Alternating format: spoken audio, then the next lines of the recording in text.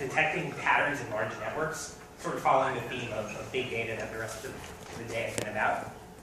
So at first I'll give some context and some background for the specific model that I've been working on, and then go touch on the math a little bit. And then next I'll talk about 2 examples of applications you can apply this type of work on. And then finally I'll talk about where we go from here in the next steps. So, as you all know, as we've heard this morning, there's an insane amount of data. In 2012, we were talking about the big data revolution. And since then, that was only 10% of the world's data. 90% of the data has been generated in the past 2 years. In 1 minute on the internet, there's 600 new websites, over 2 million Google searches, and 100 hours of video uploaded to YouTube. So the old way of solving things, which was put everything in a giant database, run it on a single computer, run it on a cluster of computers, it just doesn't scale. It doesn't apply. The data set's too dynamic. It's expanding. It's missing entries, all sorts of problems. So what I work on, and what I'm going to talk about today, is a general model, purposely very generic to apply to a lot of things that can work on this new generation of data sets that is more, based on relationships, missing entries, all sorts of different problems that, non-ideal conditions, I think is the right way to describe it. So first, what is a network? Maybe a lot of you have heard, or know what it is, but it's a connected system of objects. These objects are called nodes, the connections are called edges, and the edges represent a relationship between objects. Now, you can model literally anything as a network. For example, cyber-physical networks, you can think of power grids or telephone wires. For social networks, the Facebook friendship graphs, Twitter followers, or even financial transaction networks, where the nodes are different entities, governments, or companies, and the edges are money transferred between them. So, given that we have a network here, what do we want to do on this network? I formulate this very basic problem. We'll dive into what it means in a minute. But we need to minimize the sum of these 2 terms. A convex function at each node, fi of xi, at node I, plus lambda times at each edge, the edge weight w times that L2 norm xj minus xk. So, we'll look at what that means in a sec, but the first thing to note is that it's convex. This means we can use standard convex optimization methods to solve this problem. And then I just want to emphasize, it is purposely generic because theoretically this can apply to any network I've talked about, any network that you guys know. So, what's it mean? The first term says that every node we have a convex loss function, similar to what Madeline said about how fi of xi is how annoyed we are to model node I with the values of xi. You can think of them as parameters in a statistical model that are noisy sensor readings, or actions to undertake to enact some control motion that we want. And then the fi is a measure of our annoyance, or in finance it could be expected loss, since we want to minimize that. The second term is saying, so that's just a pretty standard problem. Each node has its own function we want to optimize. The second term says each edge we want to minimize this separate thing. Now, WJK is just the weight, which is our confidence in how likely it is that nodes J and K are related. It can mean anything, but that's the best way to think about it. Now, the second part is the L2 norm of xj minus xk. Apparently, Sam's going to talk more about lasso, so I won't steal his thunder. But what it does is it encourages sparsity. And as a result, it means only a few edges in this graph are going to have non-zero edge differences. Now, a zero edge difference means xj equals xk, which means, they're clustered together. And as a result, in a larger graph, you're going to have subgraphs of similar nodes clustered.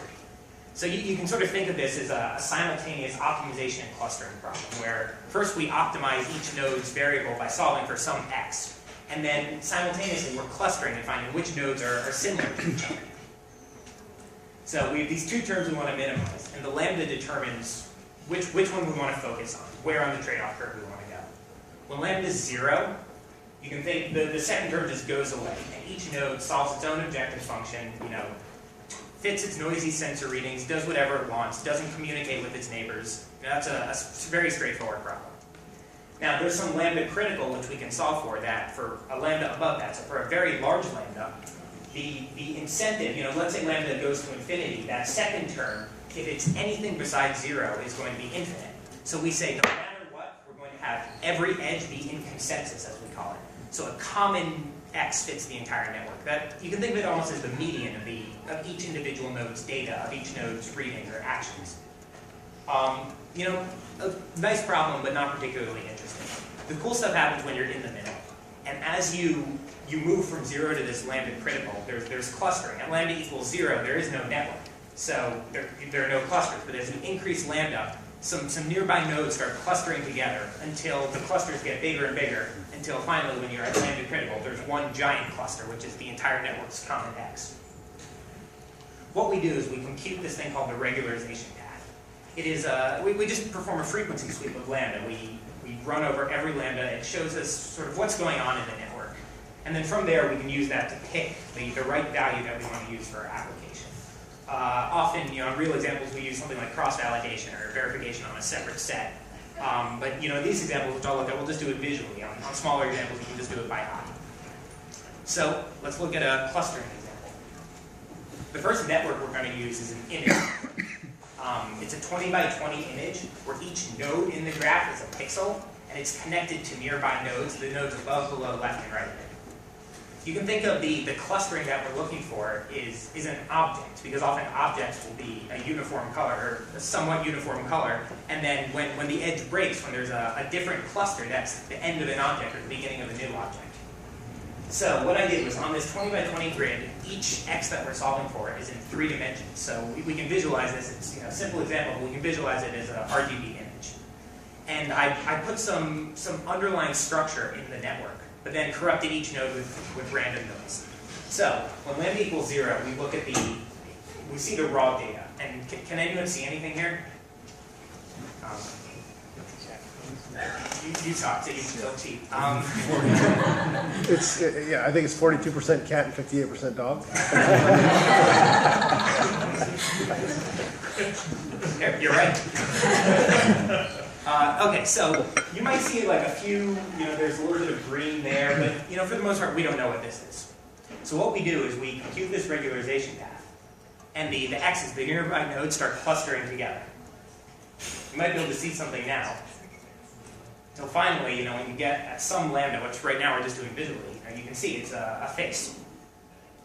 As I mentioned, though, you know, for this example, we need to do it visually, because if you increase lambda too much, there's going to be clustering of nodes that actually shouldn't be clustered together. So you can imagine the eye is about to cluster with the rest of the face.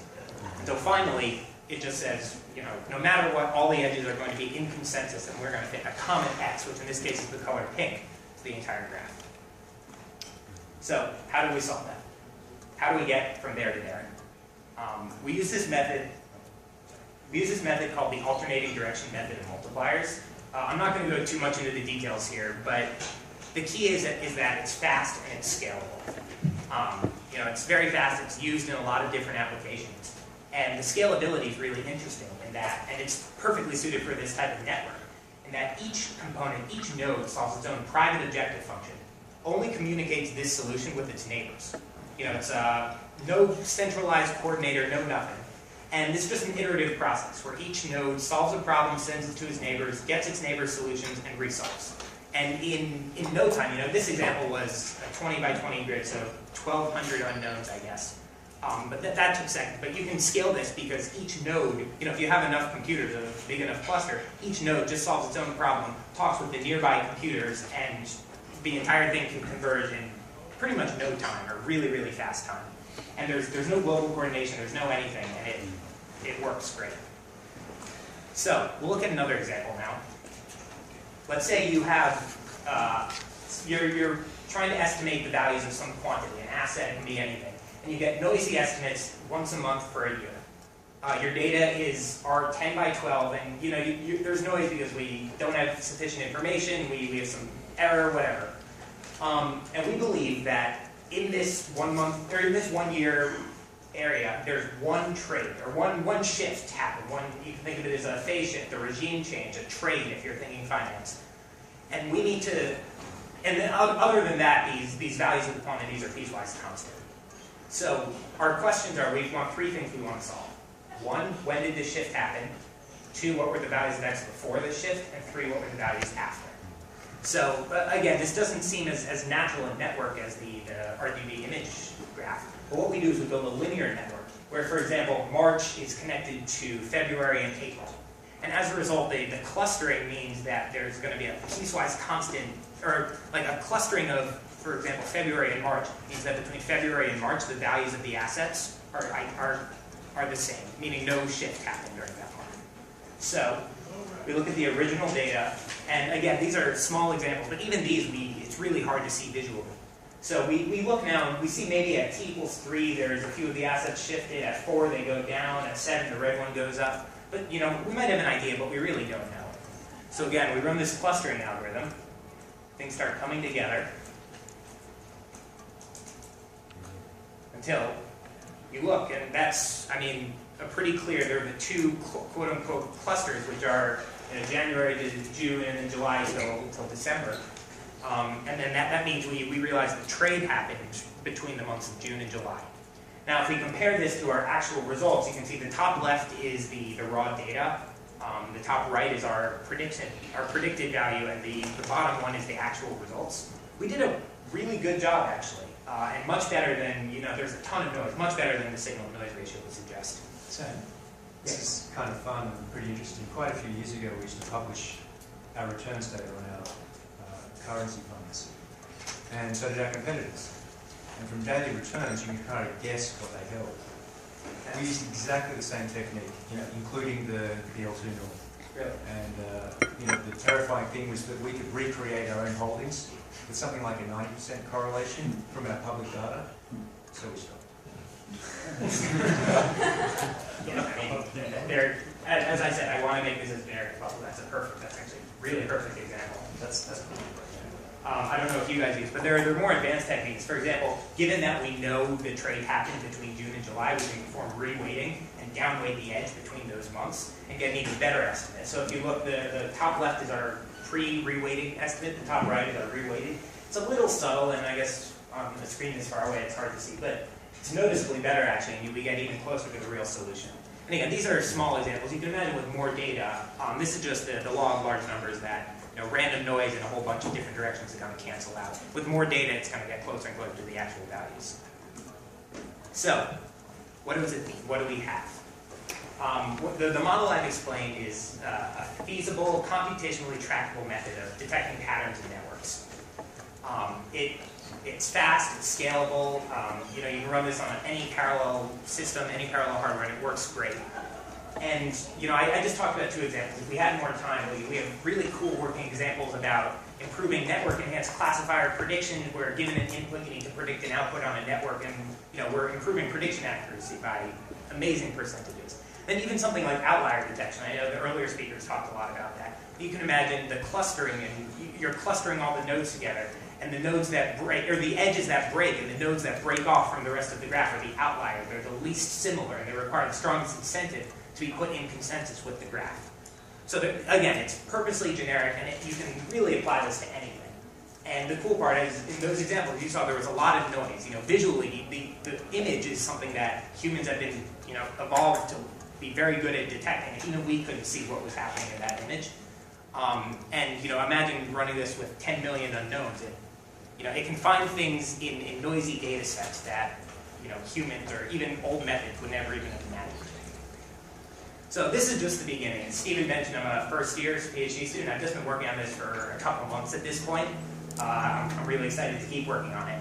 But these ideas are just starting. I'm far from the only one. As Rob Tutron actually invented the lasso, and he's been applying this stuff for years. But this stuff is really getting started to be applied to all different fields. And one thing I want to highlight before I finish is this new initiative, or this new organization at Stanford called the Stanford Data Science Initiative.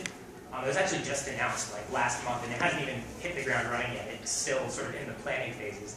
But it's a interdisciplinary field. It's going to be housed in the computer science department that, as they describe it, they want to be a Switzerland for data.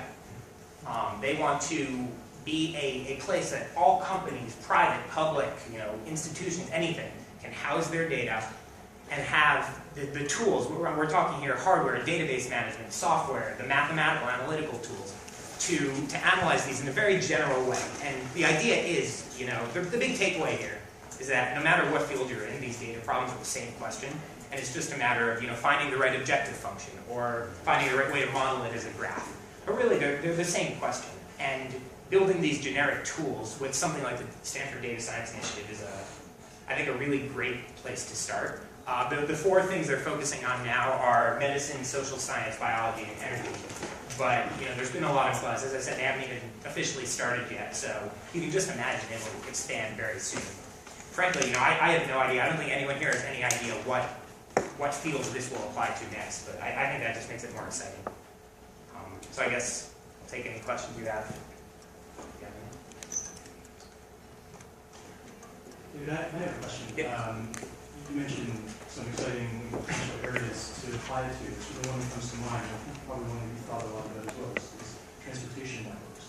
And I wonder if you thought about how you would apply some of the things that when Google driverless cars, as you see these become more prevalent, how have you thought about So I've actually spoke with someone at General Motors about this, and the idea is, when right now we go once a year to the mechanic, or to whatever, the car dealer, they check our car, and sometimes they're right, sometimes they're wrong. They often overcharge you.